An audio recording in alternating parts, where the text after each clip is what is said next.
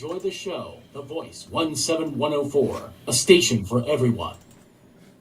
You really about to do it? 48% of music is bigger than the music. You really about to do it? Yes, we're really about to do it. Hi, welcome to the all-new Ron Chapel Show. We come to you from Harrisburg. The Ron Chapel Show's focus is new business in Harrisburg and also Harrisburg newsmakers. We offer a street report from our street reporter. We also offer community announcements, and we also feature a call-in sound-off segment where you can call in and sound off about any of your concerns as a Harrisburg resident. Right now, we'll go straight to our street report from our street reporter, Khaldoun Scoop Rashid. Khaldoun, hello, are you there? Hey, greetings, Ron and Chris, if you're there. Welcome, man. And to all of our valued listeners out there who faithfully watch and listen to the show. First up, nightclub security in downtown Harrisburg will now most likely involve more bouncers to ensure patron safety, enforce rules, and manage access into the facilities, which may include checking IDs and refusing entry to already intoxicated or disruptive individuals. Door supervisors or bouncers have a responsibility to enforce dress code and other club policies, such as preventing overcrowding and dealing with aggressive, violent, or disruptive behavior, either at the door or inside the club. So please, instead of looking for police yourselves. Next, former magisterial district judge who was suspended and now found guilty of shooting her boyfriend in bed while he slept will be sentenced on this upcoming May 2025. And that's all I want to say about that. The Broad Street Market finally has chosen a new manager who will start on April 23rd, 2025, a position which has been held vacant for over a year. Sharanda Jerry Parks Taylor currently serves as the operations and facility manager for the Pennsylvania Department of Business and Industry and is happy to be able to experience firsthand the Broad Street Market experience. On Friday, April 11th, tomorrow, excuse me, join Wild Heart Ministries, pardon me, join Wild Heart Ministries at 333 South 13th Street for its business day out. From 9 a.m. to 12 noon, join in the team building and meet other local business people to help serve the community. If interested in attending or need more information, log on to www.lovethehillpa.com. Wild Heart Ministries will also be throwing another block party for its church day out on April 26th at the same address. But tomorrow is business day out, Friday, April 11th from 9 to noon. Next week, on Wednesday, April 16th, is game night at Harrisburg City Island. From 4 p.m. to 8 p.m., you can join Central Penn College for community night at FMB Field and cheer on the Knights in a free doubleheader baseball. That's right, I said free. So, excuse me. So come on out next Wednesday and have a good time. Up next, groundbreaking ceremonies have begun for the new Eden Village Veterans Housing Complex behind PennDOT. This structure, when completed, will be able to house at least 80 veterans on a permanent or veterans outreach type of program of predictable duration, as either a stepping stone to get the help you need or as an avenue to gainful employment and other programs designed to help you get ahead and end homelessness. Veterans seeking information and support regarding the Eden Village tiny home community in Harrisburg, PA, should contact the Veterans Outreach of Pennsylvania, or VOPA for short, because on April 1st, because VOPA is the ones actually building the village. So on April 1st, Harrisburg City Council, they approved the new tiny home community for the homeless. And that's my street report for the all-new Ron Chapel Show. I'm Khaldoun Rashid, giving you the scoop. Thank you, Khaldoun Scoop Rashid. And if you have vinegar, if you're at home, if you take a couple of spoonfuls of apple cider vinegar, you'll see a difference in that cough. Okay, but thank You know what? Yes, sir. Yeah, I was at Walmart this morning, and I had it in my hand, and I put it back on the shelf. Okay. Okay, Yeah, have a buddy. good day, and we'll talk with you later. All right, thanks a lot. Okay, now we'll go to community announcements with Pastor Chris Thomas. Thank you very much, Ron. Again, our first announcement does come from the Ron Chapel Show. Again, if you're a community leader, again, if you're running for office or you have a business in the Harrisburg or surrounding areas and you'd like to be a guest on the show to talk about your products and or services, feel free. Reach out to Ron Chapel or myself, and we'd love to get you on one of the next couple episodes. Our next community announcement comes from Lamont Jones. Again, join mayoral candidate Lamont Jones for a meet and greet. Again, that's Saturday, April 19th. Again, that's from 2 p.m. until 3 o'clock. Please join and connect with community members, share and vision about key issues impacting the community, listen to fresh new ideas, again, on how to move the city of Harrisburg forward. Again, that's hosted by the Friends and Neighbors, again, at the Scott Harris, at the Harris, again, 109 Riley Streets in Harrisburg. Let's see what our next announcement is here, Ron. A few egg hunts going on with the holidays approaching. One of the first egg hunt is brought to you by the fine pastor of this church, again, Reverend Dr. David Miller in the Wesley Union AME Zion Church. Again, join Wesley Union Outreach Services. Again, Easter egg hunt going on April 19th. The hunt begins at 3:10 p.m. sharp.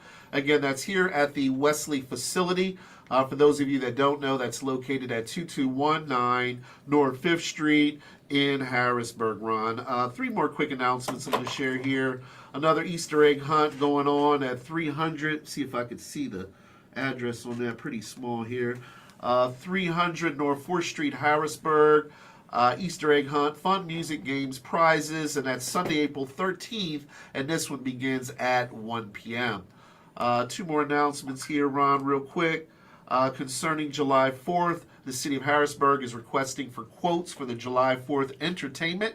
Again, if you can provide stage, audio, lighting, or entertainment or music. Again, more information about that, check them out online at harrisburgpa.gov. And last but not least, Ron, let's see what we got here. I thought I had one more egg hunt here, and I do.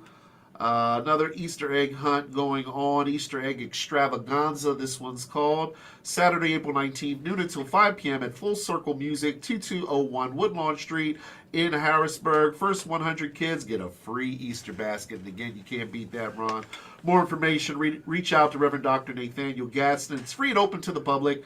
More information, please call 717-608-2312. And again, that brings to close our community calendar announcements right here on the new Ron Chapel Show. Thank you, Ron. Okay, thank you, Chris. And there's some pretty colorful regalia you have on. I just want to acknowledge that. Thank you, bro. Okay.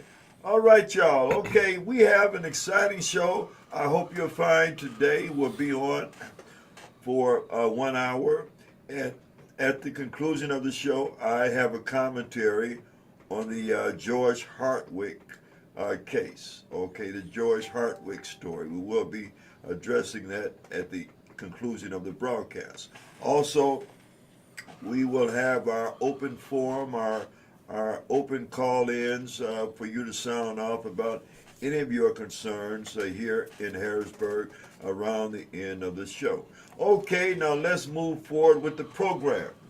Okay, we have two amazing guests in the studio today that you'll be hearing from. And let me begin first with a returning guest from last week. And also, she is the host of the What It Do Wednesdays podcast. And Chris showed a picture already. And Chris, please wait until I announce the guests going forward, please. Okay, but we are pleased to have Miss Shantae White in the house. Okay, show a picture now, Chris, please. Now show my picture. Okay, all right.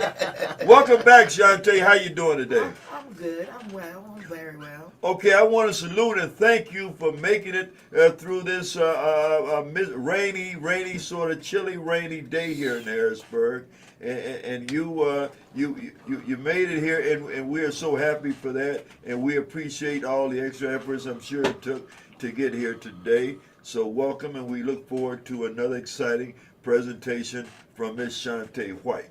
Thank you. Okay, and now for our special guest.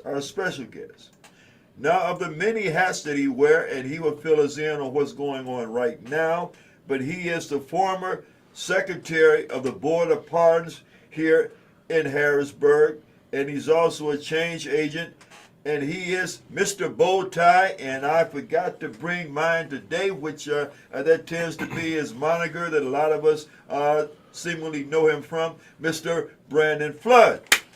What's up, y'all? Hey. Okay, welcome back to the program, Mr. Flood.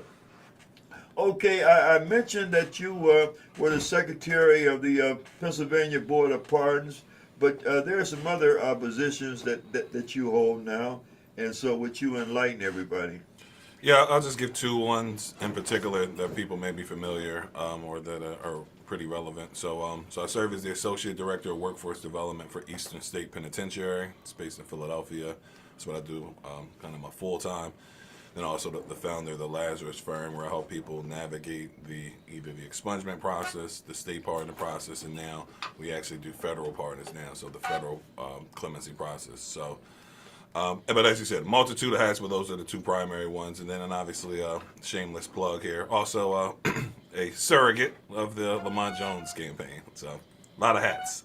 Okay, well we thank you for letting us know that, in all sincerity, that you are a surrogate for the Lamont Jones campaign, but we believe that you will be completely unbiased in your take on the other candidates in this particular primary election Absolutely. season. Okay, all right, so Mr. Floyd also informed us that he has a pending appointment right after 12:30, and so we're going to move right along. And what I'm going to do, I'm going to open the floor up, Mr. Flood, to let you tell us your report or what you want to say about the candidates that's running in this primary election. And I'm going to invite you, Ms. White, if you have a comment or if you have a question or an opinion that you want to express, please feel free to do so.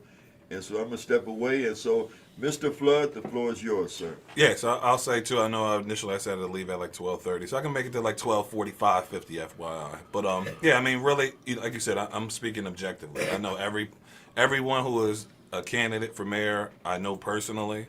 I've either worked with them in some capacity or we've interfaced in some way, shape, or form.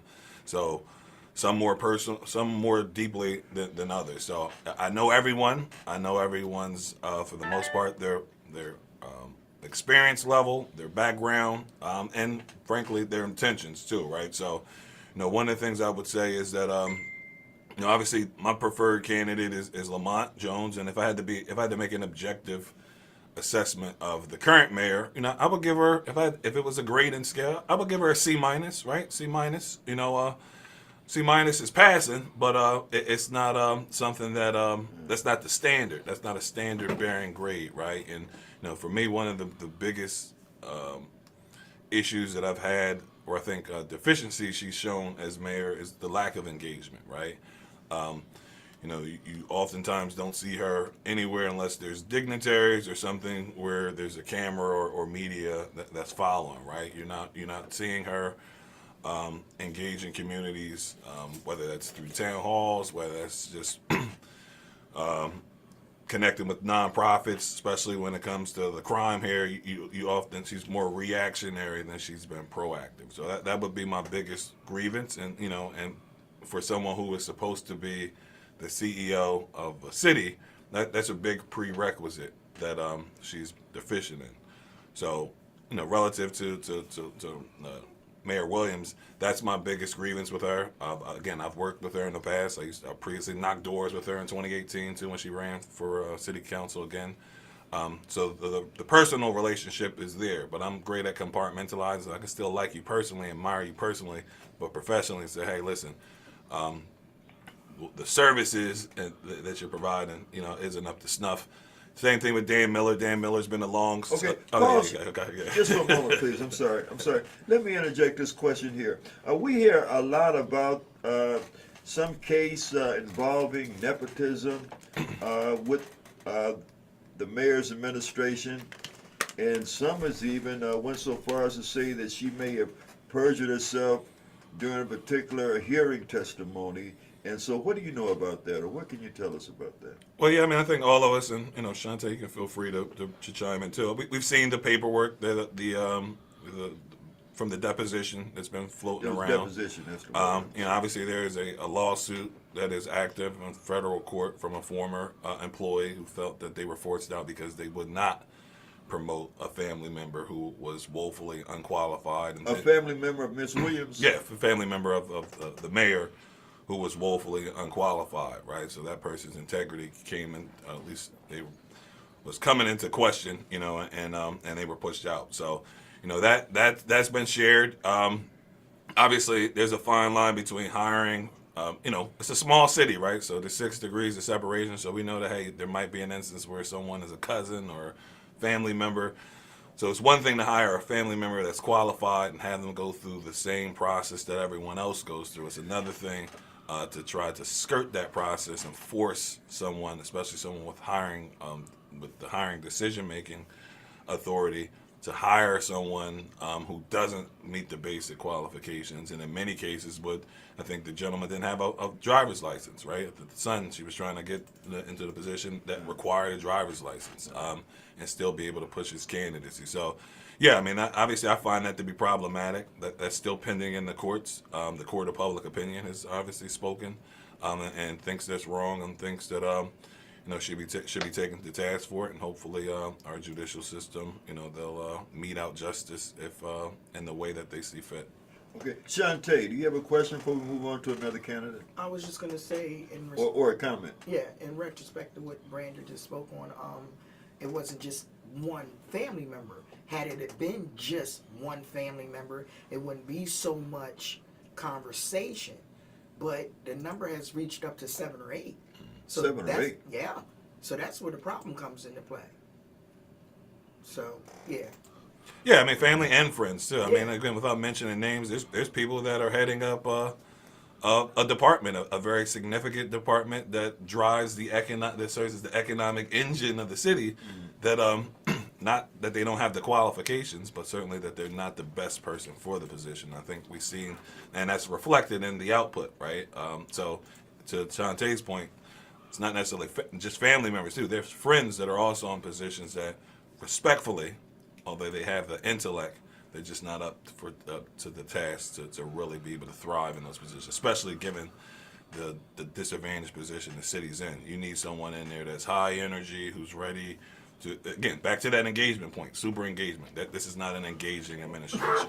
Okay, I had a question about a particular employee and asked Chris, and me and Chris could not come up with the answer to it. But Gina Johnson, I noticed that she's been a employee of the past, I believe, 3 administrations. What is her position with the mayor's office? Do you know? And what is her specialty that keeps her on the city payroll for these administrations? You want to go first, or me? I don't even know. Okay.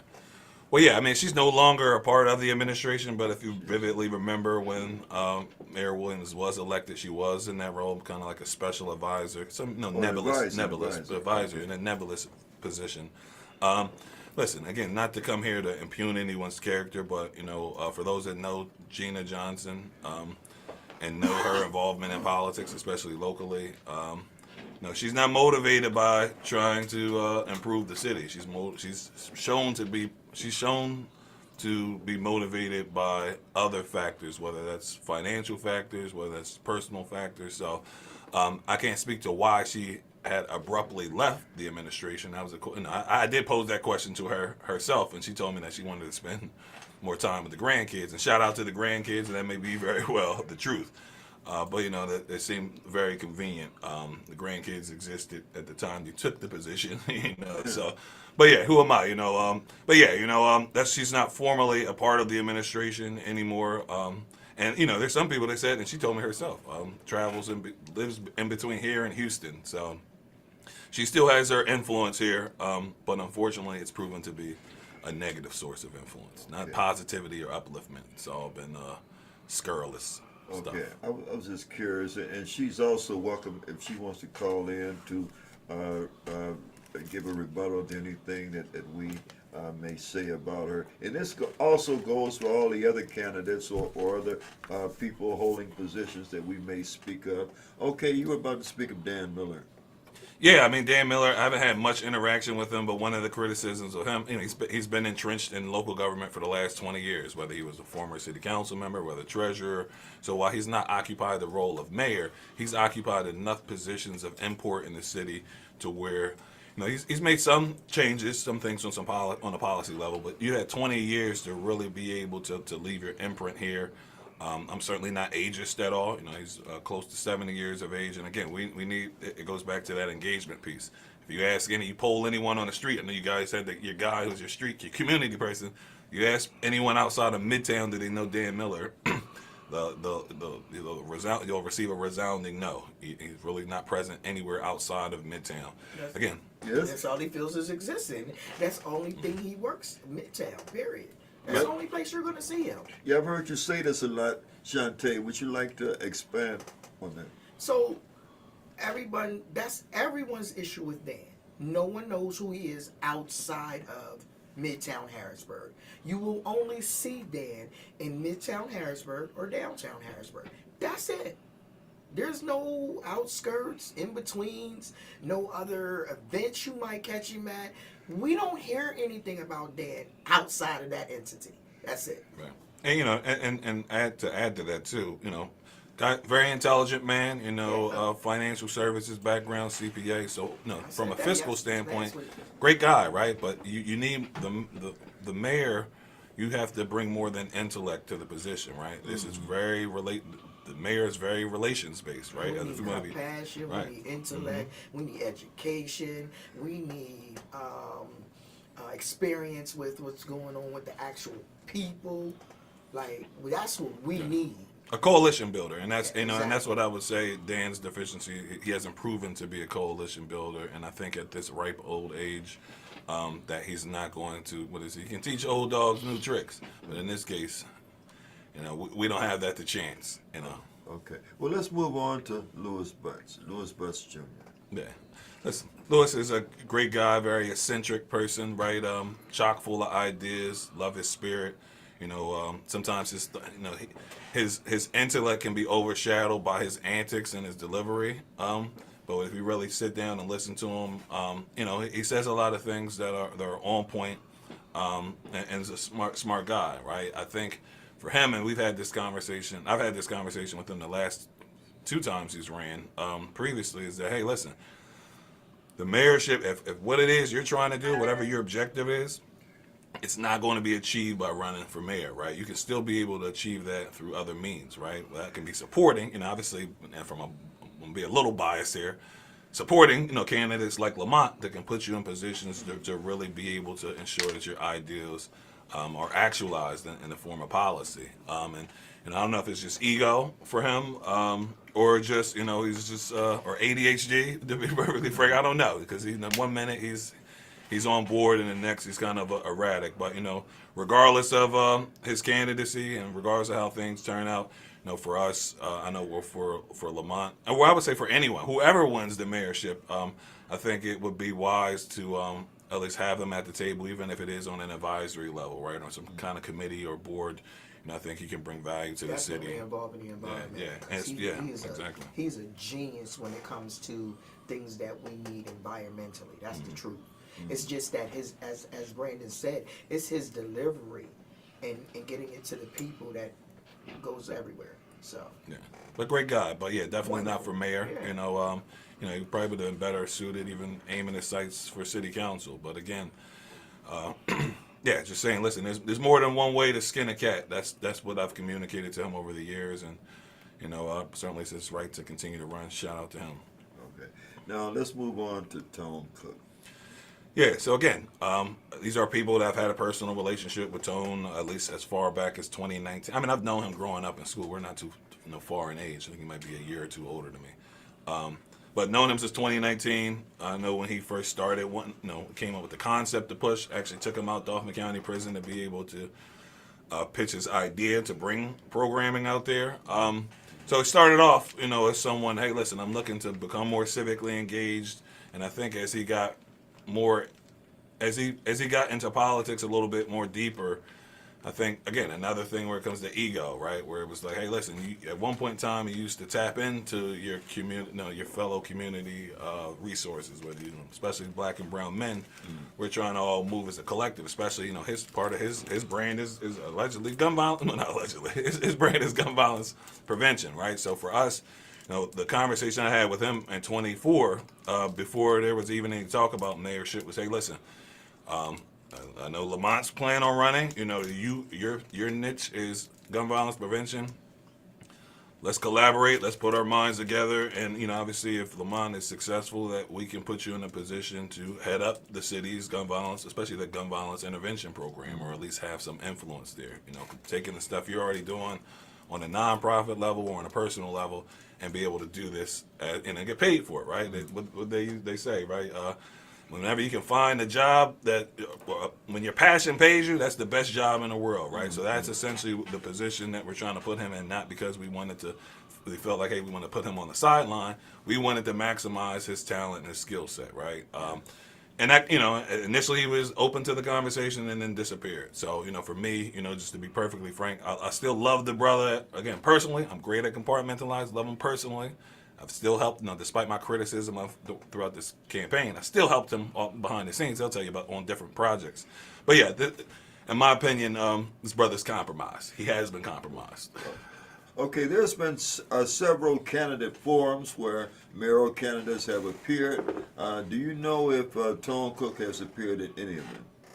No, not as of yet. I know at least the first candidates forum. I mean, it really wasn't a solid answer. He said something that thought was going to be a messy forum, but his significant other was there in the crowd, right? And at least the conveners of that forum were allowing surrogates. If the candidate show up yourself, your surrogate could speak for you. And the fact that didn't happen despite the surrogate being there, yeah, it just didn't make any sense, Yeah, well, we have a lot of time for him to come here or either send a surrogate, and we got no response from the campaign. And Shantae, I'm sure you have something to say. I've been watching your What It Do Wednesday podcast, and what are your views on Tone Cook's candidacy for mayor? And do you think that he's a plant? And I give that back. I'm asking you the same question, Brandon Flood. Do y'all think Tone Cook is a plant in the race from who you call the mob, that organization, to work against Lamont Jones' campaign? Absolutely, 100%. I call him the banana in the tailpipe every chance I get. Okay, look straight into the camera, please. Oh, over here. I'm Okay, sorry. yeah. Oh, over here. Yeah. Okay, I forgot it was over there. Yeah, that's all right. Yeah, absolutely, 100%. Banana in the tailpipe for the people. And I use that term loosely for this particular reason because it sounds real silly, right? No one will ever fall for the banana in the tailpipe. Well, we're constantly doing it right here in our own little city. And unfortunately, it's by someone we love and care about. But people, some people believe, some people don't. But at the end of it all, it comes out. So, Okay, do y'all think, yes, okay, you're about to respond. Listen, echo everything that Shantae said. And I would just say this, right? Again, speaking objectively. Not even a year and a half ago, Tone supported Lamont when he was going through his legal issue when he was trying to run for council. It's publicly archived. You can look and see. We're posting on Facebook encouraging everyone to rally behind Lamont, support the brother, taking pictures, etc. 2 years ago, if that. Fast forward to today. Presumably, there's not been any conflict since that time between them personally. But how do you go from that to now saying, hey, this guy isn't fit for mayor, right? Or this guy isn't worthy of the seat of mayor. So for me, how can you get from that point to this point in less than 2 years with no articulated conflict unless you're just manufacturing one, right? And to Shantae's point, Yeah, where'd that come from? yeah, that's what we're trying to find out. And and more importantly, here's the other part. Tone operates in the business of gun violence prevention. Anything he's trying to do on a policy level, you know who he should be working with on council? The public safety chair, who is Lamont, right? And have they worked together? Has Lamont reached out? I mean, has Tone reached out to Lamont to do anything policy-wise or to come before the committee over the course of these 2 years? He has not. So, again, this is something that's self-manufactured. Who's the source of it? I couldn't tell you that. All I can tell you is that something is funny, right? And, to quote Judge Judy, a quote I love from Judge Judy is that if it don't make sense, if it don't make sense, it ain't true. Okay. Shantae. So, in response to the, when you just said the public safety chair, Lamont being the head, so I got a friend that sent in a comment. It said, our mayor never addressed the police crime report that was released, but it had a whole interview in regards to the nepotism case. And then we hear crickets with the 22 homicides from the ages of 16 to 22-year-olds, yet we still have a public safety chair that sits on city council, and not one single person is addressing the elephant in the room. Now I'm reading this word for word. Not one single person is addressing the elephant in the room, and yet we are supposed to elect him as mayor. First off, the main concern is Lamont or Tone are not familiar with city policies or ordinances that are put into place as protections for the residents of Harrisburg that we're turned over by the zoning board, and residential communities have magically become business districts with single residential properties becoming illegal rooming houses, and nothing being done about the decline of our once organized community. And that used to be clean, with residents taking great pride in that. So that's what we're getting from the people of Harrisburg. I just got that while we were live, so. Yeah, listen, I mean, Lamont's a pretty accessible person. So I would say, if you have not connected with him in person, you should do that. I've lobbied before the city on several issues successfully, too. So holler at me as well, too. I everything I've lobbied before city council, I've done for free. If it makes sense and it helps the community, and there's a pathway to do it, I'm all for it. So for whomever shared that, I would say if you haven't got any traction with anyone else, reach out to me. The onus is on you to reach out to me. Brandon said reach out to him. You know who you are that sent me that. Okay, Chris, do you have any comments that I can't see at this end that you want to? No, not as of yet. No, not from your end anyway.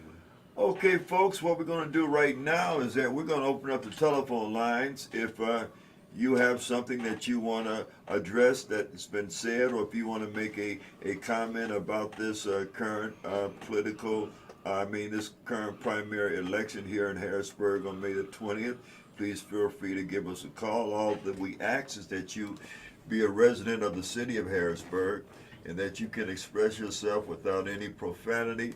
And the number is 717-889-7181. That's 717-889-7181. Okay, Brandon, can we speak about the city council race? Yeah. Okay, I want to ask you, there was a story, I think about almost a year ago, I'll say like 6 months ago, about a certain city council member who was charged with retail theft. And that city council, okay, we have a call coming in. Saved by the bell. Yeah, we'll take a call. Hi, welcome to the all-new Ryan Chapel Show. You're on the line with Brandon Flood and Shantae White. Who are we speaking with?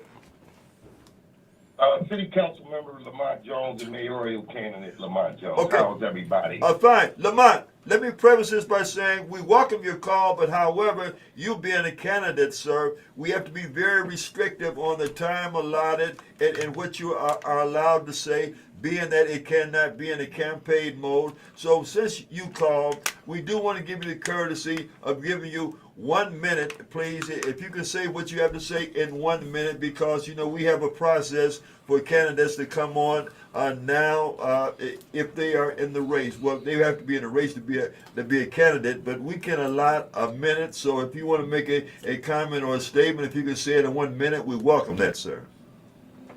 Yes, I appreciate it, and I won't keep you long. I just wanted to respond to the message that was read by Ms. Shantae. So to be clear, I am a city council member, and I have pushed policies with the guns. I've done work in the communities around 6 and Woodbine. I put together things to work with the community on this issue. But I want to make clear to everybody out there, I want people to understand how how our government works. City council does not have enforcement powers. We control the purse, and we write policy that's supposed to work for the people. Everything that we write has to be enforced by the administration, and that's the mayor's office. So, I want people to do a little bit more homework before they make these type of comments. And I do understand policy. I came in wanting to write policy, but a lot of the policies were already there. What I found out is that they're not being enforced, hence why I'm now a candidate. And that's all I have. Thank you. Okay, thank you, sir. Thank you. And again, folks, the number is 717-889-7181. And as I was saying, Brandon, there's a city council member. Matter of fact, this person is seated right now on the Harrisburg City Council, and they were charged with retail theft. Mm-hmm. And so, do you know any disposition of that case? No, I would imagine it has been disposed of. I would say, I'm certainly familiar with the story. I would imagine that there was some offer of some diversionary programming where maybe ARD, or the Accelerated Rehabilitative Disposition Program, that much like the name suggests, as opposed to keeping you in the system and keeping that criminal conviction on your record, allows you to it diverts you from that after you complete programming, pay fines and costs, etc. So I would think, I don't remember what the dollar amount of the goods that were pilfered, but but imagine, given her position, presumably not having a prior criminal history, that's likely that was the disposition. But admittedly, I haven't followed it beyond that. But the fact that it disappeared, I'm assuming that's the track she took. Okay. I don't know how many residents remember that story, but the person is also running for re-election. And, I was employed by the state government at a time, and I remember that it was very, very difficult, if almost impossible, to be an employee of the Commonwealth of Pennsylvania with a criminal record. People were relieved of duty left and right once that was found out. And so it just sort of boggles my mind how someone in a position of trust can be given a criminal charge of theft and still maintain their position with the city. You're shaking your head, Shantae. You have a comment or something you want to say about that? Who do I ever, sir? What are we teaching our children? This person was stealing. Let's be real. We're not going to beat around the bush. The person was charged with stealing, and it's swept under the rug. What are we teaching our children? This person still holds their position and is running for the same position again. What are we teaching our children? I'm just curious.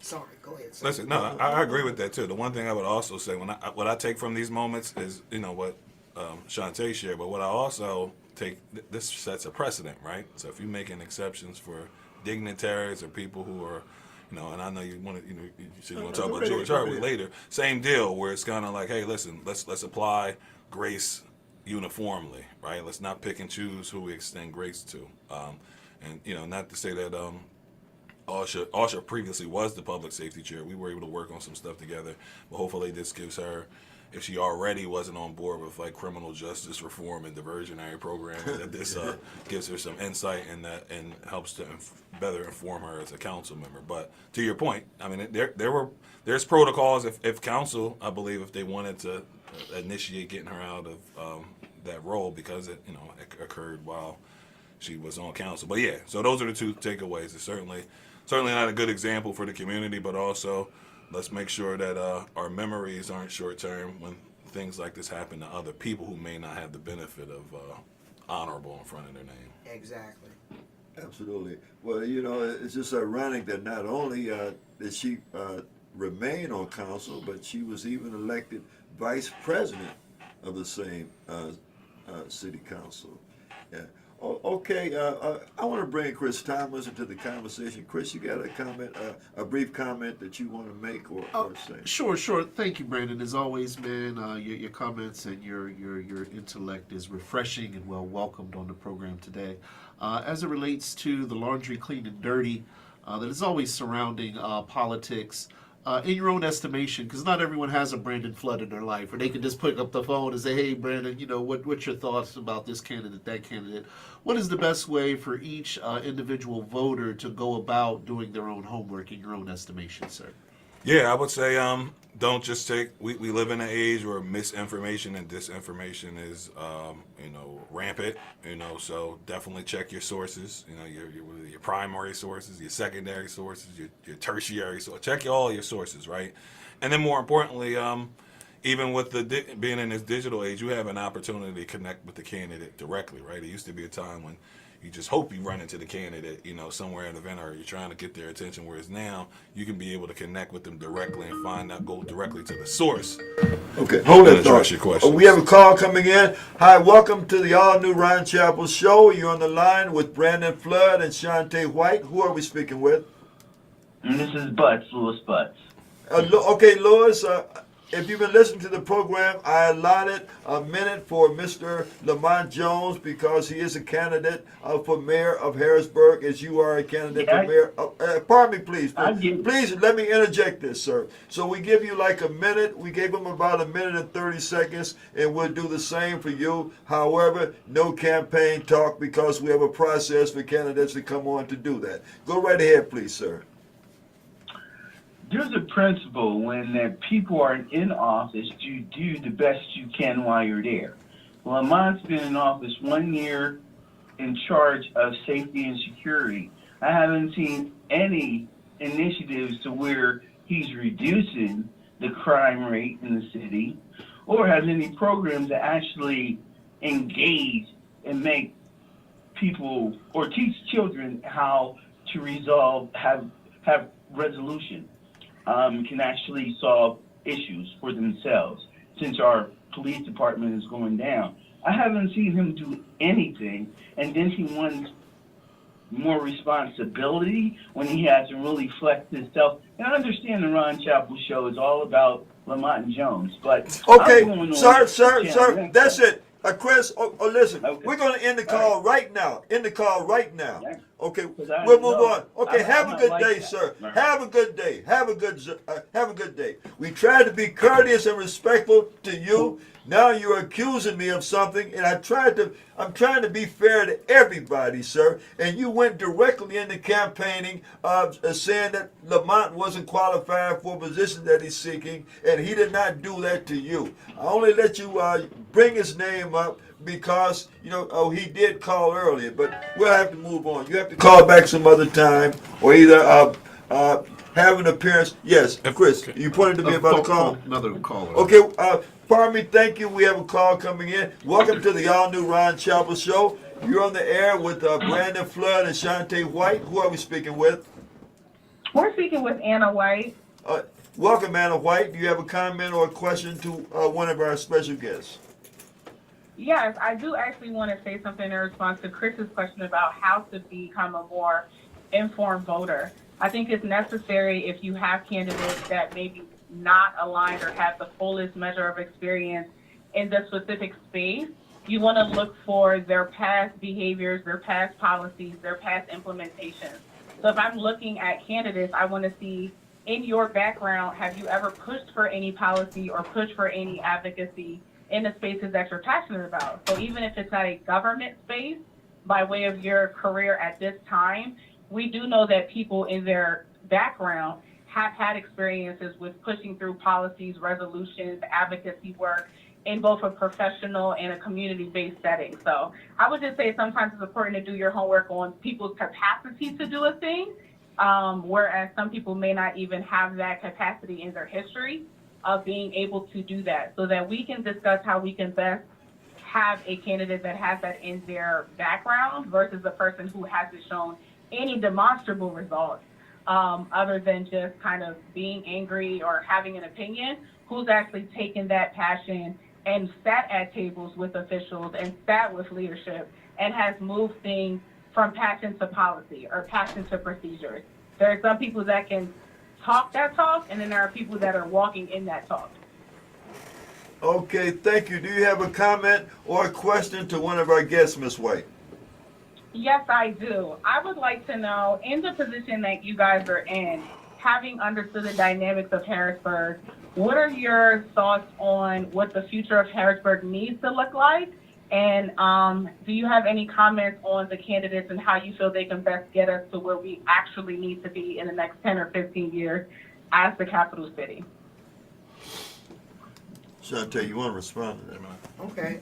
For me, I feel like the way it should look is people like us, more people like us, in positions where they're improving what has not been improved. It is continuously going downhill under previous leadership, and it has shown that what we have been picking has not worked for the community.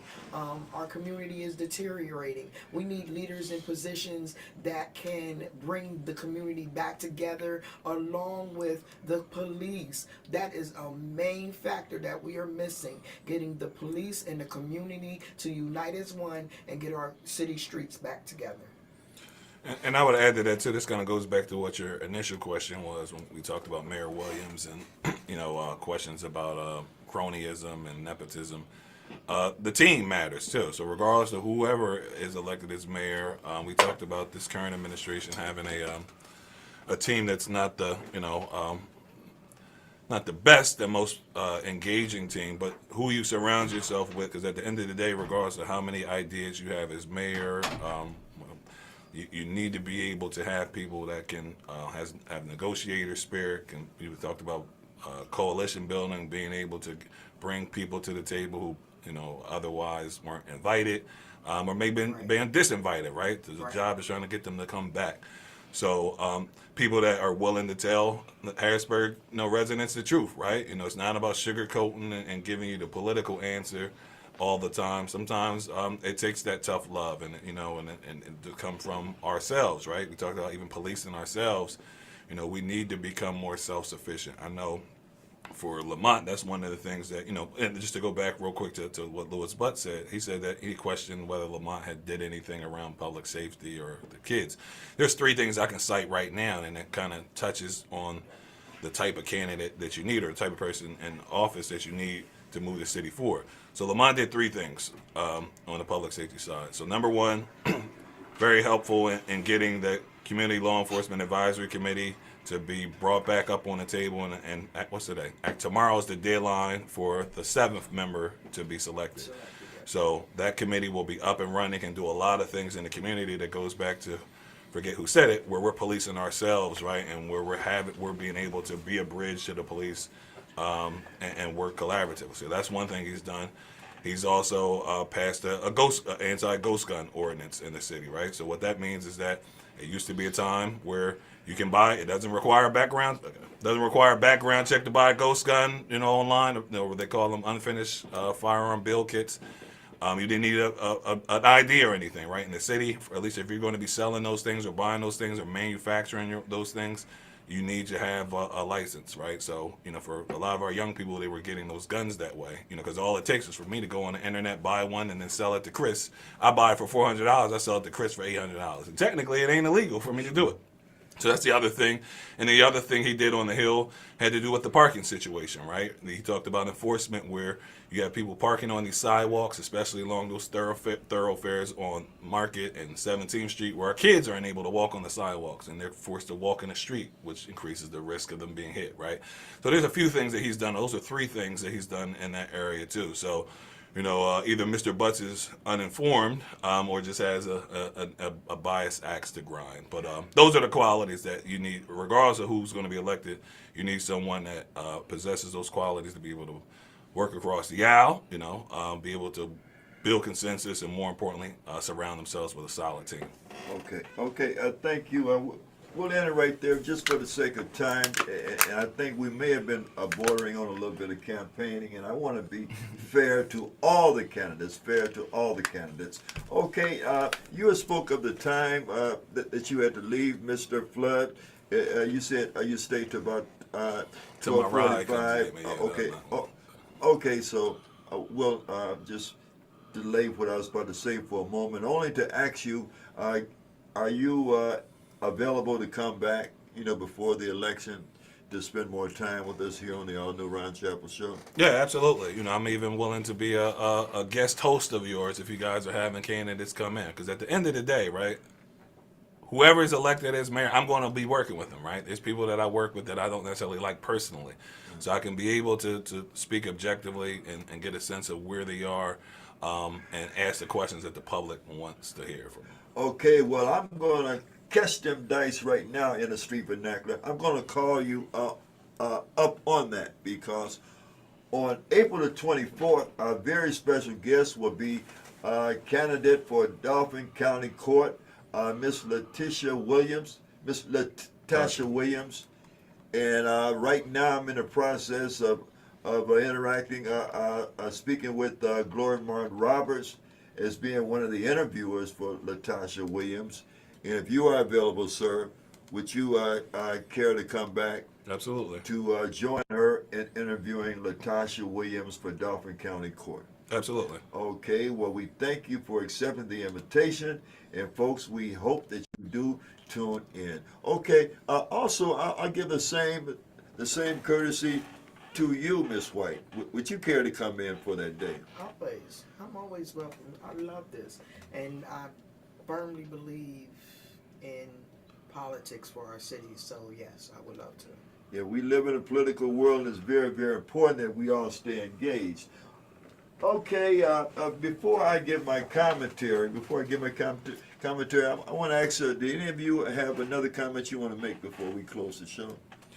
Yeah, I would just say, anyone, kind of like I extended earlier to the person that contacted Shantae, anyone has any questions about the election, about government, etc. I know it's about civics, right? Civics and civic engagement. So please feel free, whether you think we're past enemies or not, right? I'm all about educating people, right? So I don't really care about where we stand personally, but professionally, if there's things that you need to know, or you just want to bounce some stuff off in terms of ideas or policy, feel free to do so.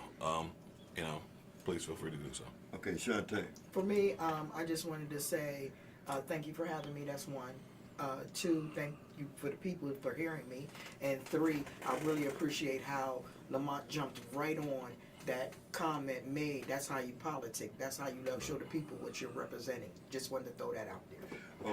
Okay. Listen, the smart ones know that about the Ron Chapel Show, so they're tuning in live. So the smart ones is not watching it in real time. Okay, well, I hope they continue to do so. Just let me say here that the Ron Chapel Show is a separate entity from The Voice 17104. The Ron Chapel, all new Ron Chapel Show is not produced by The Voice 17104. Chris, there is a box on the screen. I see it's not on your monitor. Yeah, thank you, Brandon.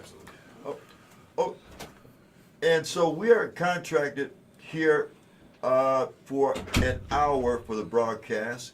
If we go beyond the hour, the structure has been changed, and so now we are assessed $10 for every 10 minutes past that first hour. So if you want to be a supporter of the all new Ron Chapel Show, we have a Cash App for that, and I don't know why it's not showing here. Okay, there it is. If you want to contribute to the all new Ron Chapel Show, you can do directly by going to Cash App. That's a $TRCS and the number 2. That's for the Ron Chapel Show, and then the number 2. If you may want to contribute $2. You may want to contribute 20. You may want to contribute 200 or more. It would be appreciated. What we want to do is be able to continually bring you news-making residents of the city of Harrisburg, and we would really like to be able to provide an Uber to transport our guests to and from the station. Also, if you have a business in Harrisburg, if you want to advertise your business on the all-new Ron Chapel Show, just please inbox me or email me at ronchapel1821@gmail.com, or contact the station at regular business hours. We would really appreciate your support. And we want to continue, as I say, bring you enlightening and informative guests here on the all-new Ron Chapel Show. So again, if you want to contribute directly to the all-new Ron Chapel Show, and I say this, I'll say this because we've had guests that's been on the program from time to time over the years, and albeit we invite them to the station, they in turn turn around and contribute to the station, which of course is their prerogative, but they should know that nothing trickles down. Nothing trickles down.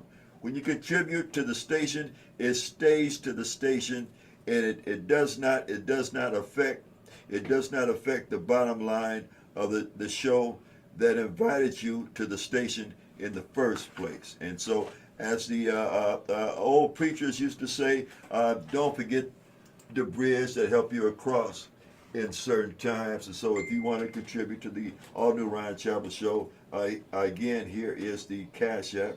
That's plus the $ TRCS and then the number 2.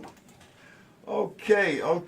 So we have time for, yes, Shantae, you were about to say something. No, I'm listening. Okay, give us a little more information about your What It Do Wednesday podcast. So I do a podcast every Wednesday at 7 p.m. on TikTok Live and Facebook Live.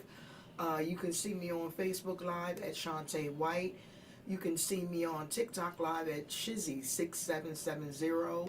My podcast revolves around current events in our city, politics in our city, small businesses in our city, products that we use in our city.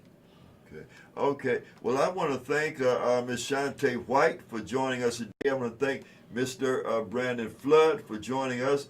I want to thank Mr. Lamont Jones. I also want to thank Mr. Lewis Buss for calling in, and we have another call coming in. Hi, welcome to the all-new Ron Chapel Show. You're on the air with Shantae White. Who are we speaking with? Hey, my good, this is Reverend Roger Dixon Sr., my brother. Yes. I'm just calling you, telling congratulations, my brother. So you know I have an event May 2nd, May 3rd. I'm just grateful just to be here this afternoon, man. I just want to give you a shout out, you and your guests, man. I really enjoyed the information, so I just want to say, hey, keep on moving, my brother. Okay, thank you for calling, Pastor Dixon, and please call us back again closer to that date so we can be sure to get the word out. Okay, I will. Okay, thank you, sir. Thank you, Reverend Dixon. See you this afternoon, bro. All right, bye-bye. Peace. Okay, so Shantae, do you have a closing comment you want to make before Nothing but thank you for having me. I look forward to seeing you again. And ladies and gentlemen, please make informed decisions on who you decide to lead us. And we look forward to you coming back by the 24th. It's possible you may be here next week. If you choose, you are welcome. Okay. But especially. I'll pop up on you, sir. Okay, we'll be honored, and especially on the 24th, when you'll be part of the team that'll be interviewing Latasha Williams for Dauphin County Court. Yes, sir. Okay, and now for my commentary, Chris Thomas, we have a video that I'm going to ask you to play, please.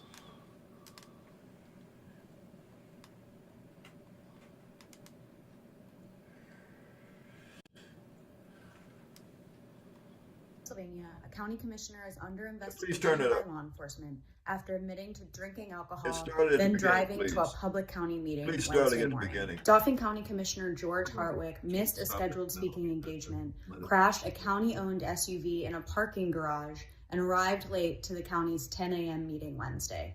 During the meeting, he appeared to be slurring his speech. He then went missing for several hours and failed to get tested for drugs and alcohol, a break from county policy. Wednesday's incident marks at least the fourth time Hartwick has crashed his county-issued car since 2014. The Pennsylvania Attorney General's office is investigating the case, but no charges have been filed as of Friday morning. The county stripped Hartwick of his responsibilities overseeing county departments on Thursday, but it's unclear whether Hartwick will resign from office or whether state officials will attempt to have him removed. In central Pennsylvania, a county commissioner is under investigation by law enforcement after admitting to drinking alcohol, then driving to a public county meeting Wednesday morning. Dauphin County Commissioner George Hartwick missed a scheduled speaking engagement, crashed a county-owned SUV in a parking garage, and arrived late to the county's 10 a.m. meeting Wednesday. During the meeting, he appeared to be slurring his speech. He then went missing for several hours and failed to get tested for drugs and alcohol, a break from county policy. Wednesday's incident marks at least the fourth time Hartwick has crashed his county-issued car since 2014. The Pennsylvania Attorney General's office is investigating the case, but no charges have been filed as of Friday morning. The county stripped Hartwick of his responsibilities overseeing county departments on Thursday, but it's unclear whether Hartwick will resign from office or whether state officials will attempt to have him removed. Okay, the fourth time. Not the first, second, or third, but the fourth time. And we have invited Commissioner Hartwick to appear on the all-new Ron Chappell show if he wanted to either tell the other side of the story or to address the residents here, the taxpayers that elected him to that position. You know, it's amazing that some of the same people from the majority black population here in Harrisburg, in Dauphin County, and particularly in Harrisburg, that always railed against white privilege, that they are now not only condoning it, but promoting it. Now, I don't want to make this into a racial issue. That's not my intent. That's not what I'm doing. But the facts remain as they are. We can say that because George Hartwick is so beloved by certain members of this community, yes, he may have attended some of your events. Yeah, he may have kissed your baby. Yes, he may have paid you $150 to work at a polling place on election day. But are you saying that because of these things, that he should not be held accountable to the community that he has sworn to represent? It's too many times we decry about things being unfair in society, but when we have a chance to have certain people that are elected to positions of trust take up the responsibility and addressing the public about something that affects them all. It's amazing, as I say, some of these folks who don't want to see certain people being given extra advantage or unfair advantage. I posed a question on my Facebook page asking the respondents if they thought that George Hartwick should come onto the program to address the public, to address the taxpayers. And the resounding answer was no. They did not think that this man had a responsibility to address us, and they didn't even want him questioned. One suggested that why should he come on the program to be grilled? Well, first of all, who would say that it would be a grilling? And then another person say, no, he should not come on the program to discuss his personal business. Well, if he is an elected official paid by us in excess of $130,000 a year, and if he wrecks a vehicle that is paid by us and that's insured by our tax money, well, then it makes it our business. It is no longer personal business. Now, this is the fourth incident, and we need to know why he did not take the time to go and get the mandatory drug and alcohol test after this last incident. And if you don't think it's special treatment that George Hartwick is receiving, Well, imagine if this had been now retired Aaron Johnson, who was head of the Public Works Department, who also was given a city-owned vehicle to operate from. What if he had crashed that vehicle one time, and there was alcohol in the picture? How many of you would be asking that he be removed from that position? And if we want to bring it up to date, let's say not George Hardwick, let's say if it happened to be Ray Burnett, who is beloved by a lot of folks in this community. And I believe he works for the code department. And he's also given a taxpayer-supported vehicle to operate with. What if he crashed that vehicle one time? How many of you would be in an uproar to have Ray Burnett removed from the administration's position, from the administration's payroll, if you will? You know, what if it happened a second time? If it happened a third time, I guarantee you there would not be a fourth time. So what makes it so special about George Hardwick that we want to act like these things didn't even happen? We just want to sweep them under the rug and say, oh, that's George. That's no big deal. You don't want him to address you. You don't even want anyone to ask him a question about this incident. And I think that is totally wrong, and that's totally wrong. That's totally wrong. You know, I think that someone like a Ray Burnett, if he had happened to be in a position, the situation was the same as with George Hardwick, I'm pretty certain that he would come on the program to at least address the residents, address the taxpayers. And knowing Ray, I believe that he would come on and he would take full responsibility for what had happened, and he would probably apologize to the residents that he was sworn to support, that he was sworn to lead, and I think that he would also remove himself, voluntarily remove himself from that position of trust for at least 90 days, to take care of that medical situation. And that's what I believe George Hardwick should do. I believe that he owes us that. He owes us that as taxpayers to come on a public forum and to address the taxpayers, to at least tell us his side of the story, and also to tell us what he intends on doing about an apparent medical situation. We extend that invitation to him now, those of you that know how to contact him directly, because I've tried to contact him through Facebook, had no response. And so we invite Commissioner George Hardwick to come onto the all-new Ron Chappell Show. He has a standing invitation, and we will treat him with the utmost kindness and respect that he, as any other guest, deserves being a guest on the all-new Ron Chappell Show.